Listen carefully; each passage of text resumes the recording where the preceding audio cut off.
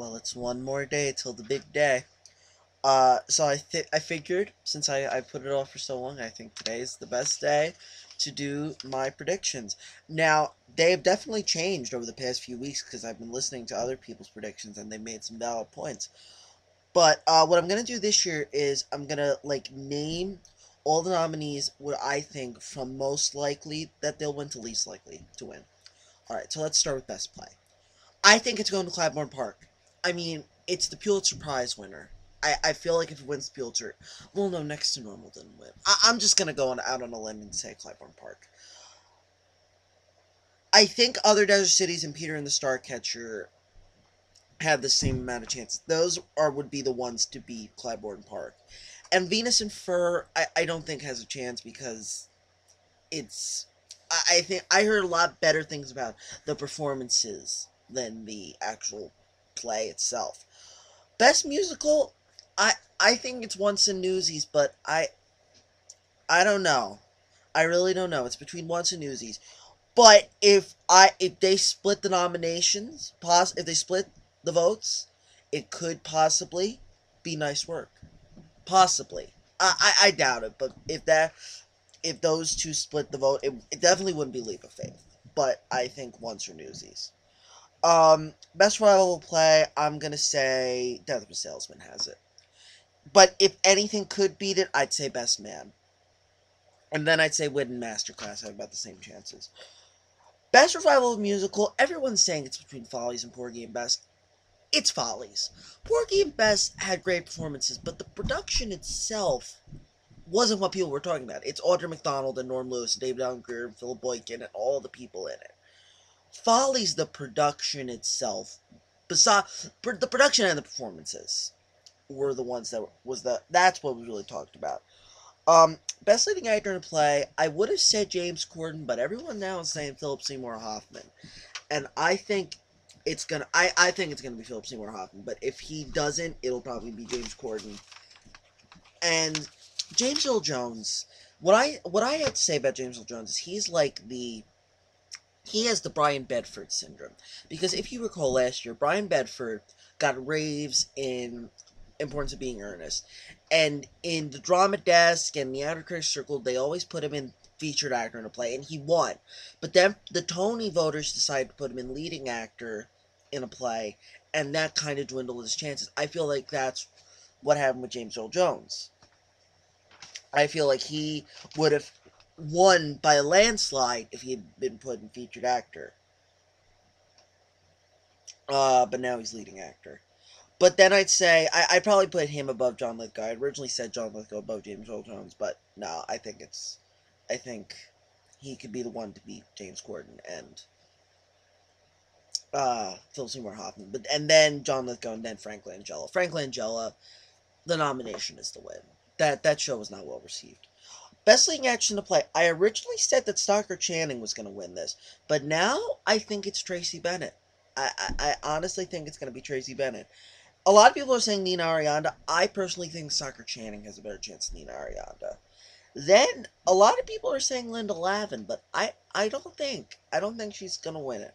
Then at the bottom I'd put Cynthia Nixon. Leading actor in a musical. I wouldn't have said this a couple weeks ago, but now I'm going to say it. It's Danny Burstein's. It's Danny Burstein's to win.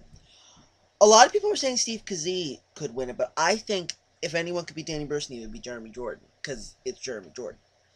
Then I put Norm Lewis after Steve Kazee, because he's just so good. I love Norm Lewis. And then I'd put poor Ron Raines. That's the biggest case of the nomination is the win. Best leading actress in a musical, Audra. It's Audra, but possibly Jan. Possibly Jan. And if not either of those two, could be Kristen Milioti. And if not Kristen Milioti, I'd say Kelly O'Hara and Laura Osnes, another one of the nominations to win. Featured actor in a play. Okay. I personally think it should go to Christian Borle, but it's going to go to Andrew Garfield, and I'll explain why. It's the Scarlett Johansson Jan Maxwell situation. If you recall, 2 years ago, Jan Maxwell was nominated for both the Royal Family in leading actress in the play and Lend Me a Tenor in featured actress in the play. everyone knew she wasn't going to win for leading actress in a play because she was up against Viola Davis, and she didn't win. Viola Davis did win, but everyone thought if she was going to win anything, it was going to be for Lend Me a Tenor and featured actress in a play. The night comes, and the winner is Scarlett Johansson. Okay, I had heard good things about her, but it's Jan Maxwell, the poor woman. And that, if you recall, that was the year that she won, Denzel won, Catherine Zeta-Jones won. That was the year of all the celebrities winning. So I think, and then possibly if Christian Borle and Andrew Garfield don't win, it could be Tom Eden, and then I'd put Jeremy Shamos and then Michael Kumsty. Best introduction to play, Judith Light. Judith Light, and I will be so happy if she does win. She really deserves it. And then I'd probably say, I would have said Linda Eamon, but now I'm kind of thinking Celia Keenan Bolger would be the one to beat. Then I'd put Linda Eamon, then I'd put Spencer Caden, and then I'd put Condola Rashad.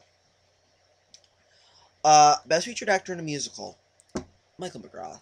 Michael McGrath's gonna get it. He really deserves a Tony. He's really long overdue. But if he's going to lose to anyone, it'll probably be either Michael Cerveris or David Alan Grier. My money would be, if it was going to be anyone, it would be Michael Cerveris. A lot of people are saying David Alan Grier. And then Philip Boykin, and then Josh Young. No one saw Josh Young. None of the critics saw Josh Young. That's why I don't think he's going to win. Featured action in musical, I think it's Judy Kaye. I personally think it's going to be Judy Kaye.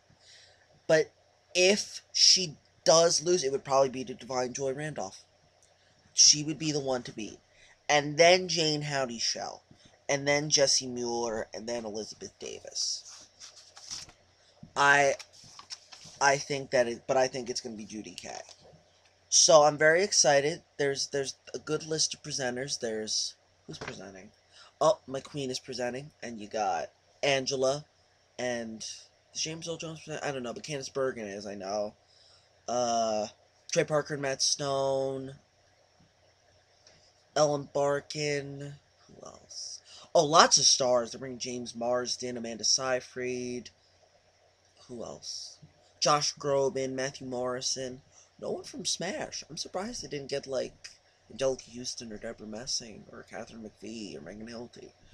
Who else? Someone else.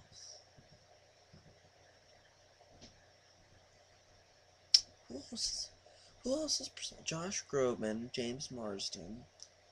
There are others, but and there are going to be a lot of performances from other. I know Godspell's performing and Ghost is performing, even though they weren't nominated.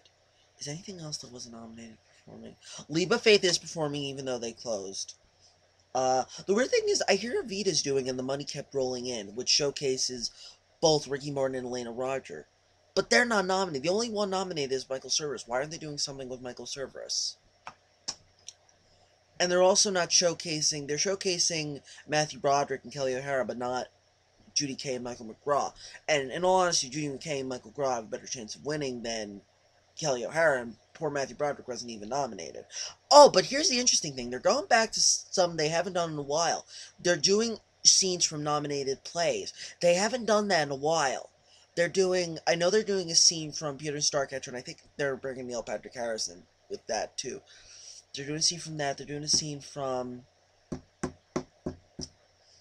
whatchamacallit? What is it? Why do I forget? Oh, they're doing End of the Rainbow, but I forget what else they're performing. I know there's another one. They wouldn't just do that one. I don't know. Alright. So, big night. I don't know if I'm gonna watch it and, like, tape my watching it. I don't know. Alright. I'll see. Alright, bye.